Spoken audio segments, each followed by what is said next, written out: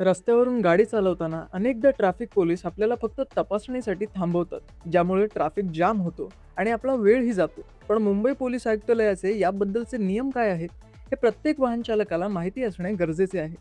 Mumbai police आयुक्तालयाने 29 September 2021 रोजी जारी केलेल्या परिपत्रक क्रमांक 3 नुसार वाहतूक पोलिसांचे मुख्य काम हे रस्त्यावरील वाहतूक सुरळीत करणे आहे, गाड्यांची तपासणी करणे नाही. या नियमानुसार जर वाहन चालकाने सिग्नल तोडणे किंवा नो पार्किंग यासारख्या कोणत्याही वाहतूक नियमांचे उल्लंघन केले नसले, तर केवळ कागदपत्रे तपासण्यासाठी पोलीस तुमची गाडी थांबवू शकत नाहीत. मोटर वाहन कायद्याच्या तरतुदीनुसार पोलिसांना केवळ नियम मोडणाऱ्यांवरच कारवाई करण्याचे आदेश दिले आहेत.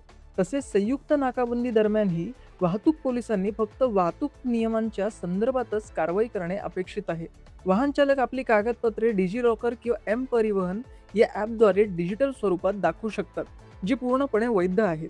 जर तुम्हाला कुठेही चुकीच्या पद्धतीने अडवणूक होत असल्याचे आढळल्यास तुम्ही मुंबई वाहतूक पोलिसांच्या अधिकृत व्हॉट्सअप हेल्पलाईन क्रमांकावर किंवा ट्विटर हँडलवर तक्रार करू शकता. मित्रांनो, जागरूक राहा आणि नियमांचे पालन करा. ही महत्त्वाची माहिती आपल्या इतर मित्रमैत्रिणींना शेअर करायला विसरू नका. मी दीपेश पवार, कुलाबा न्यूज 24.